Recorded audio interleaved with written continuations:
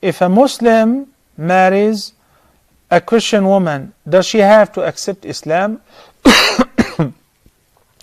Well, she doesn't have to accept Islam. It would be best if she does. But why the ruling was stated in the first place in ayah number 5 of Surah Al-Ma'idah, in which Allah subhanahu wa ta'ala says, اليوم أحل لكم الطيبات وطعام الذين أوتوا الكتاب حل لكم وطعامكم حل لهم والمحصنات من المؤمنات والمحصنات من الذين أوتوا الكتاب من قبلكم إذا آتيتموهن أجورهن محصنين غير مسافحين ولا متخذي أخدان. This ayah indicated a lot of ahkam with regards to food consumption, the meat, and which meat should be eaten and which meat should not be eaten, and also with regards to marriage. So he said, وَالْمُحْصَنَاتُ مِنَ الْمُؤْمِنَاتِ وَالْمُحْصَنَاتُ مِنَ الَّذِينَ أُوتُوا الْكِتَابَ مِنْ قَبْلِكُمْ. It is permissible to marry a chaste Muslim woman or a chaste Ahlul Kitab woman, which is either a Jewish or a Christian woman, provided she is a chaste woman. Chastity is a condition which is mainly neglected.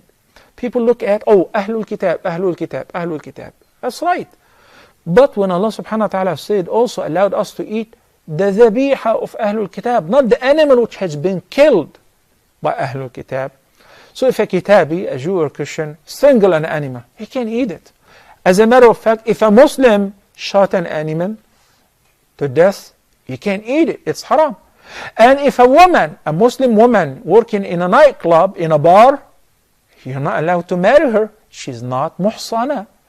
A woman who has an illicit relationship, even if she is a Muslimah, you're not allowed to marry her.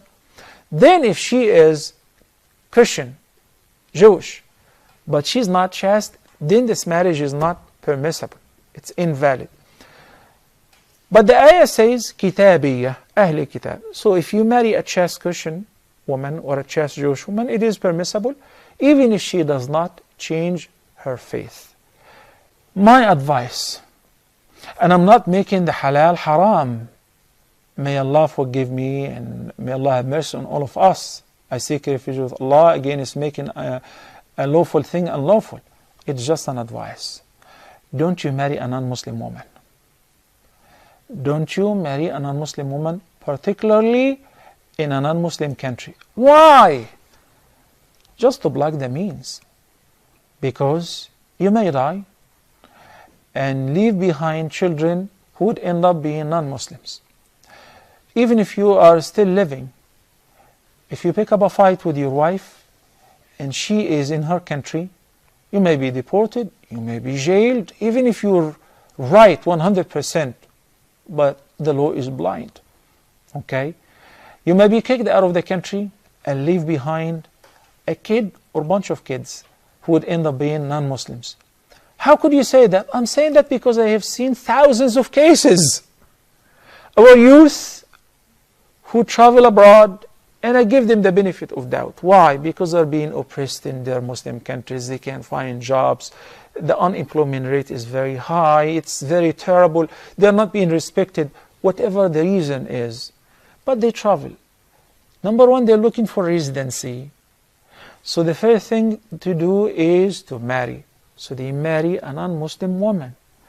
And I have even received some questions and emails recently which are repetitive.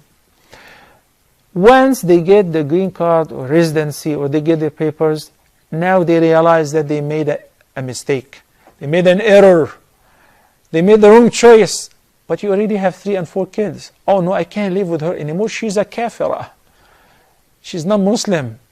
And she eats pork. She's been eating pork so long as you're waiting for your green card. She's been drinking. And I know some people, some Muslim people who were born in Mecca, and they used to buy the drink, the wine, to their wives for the papers. So be very careful. Do not purchase the dunya for the price of al-akhirah. It is not worth it. It is not worth it. If I have like 60, 70 hours to share with you some of the stories of those whom I was assisting, helping, or counseling, then you would definitely not make this error again. You would not learn the hard way. Find a chaste Muslim woman, and Allah is Ar-Razaq Dhul Quwwat Al-Mateen. He is the ever provider.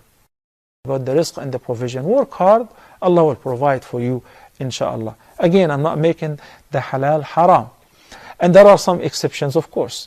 But I'm saying in order to block the means of one day regretting because you're going to see your child, your son or your daughter playing the piano in the Sunday service in the church, you have no authority over your child. I have seen that.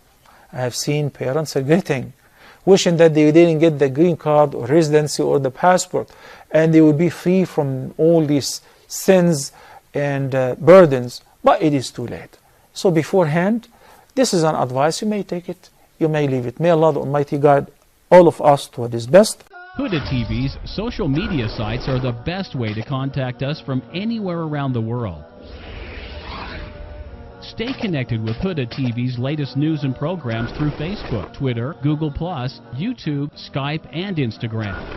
It's fast and easy. Stay up to date with your favorite shows and scholars today. Huda TV, a light in every home.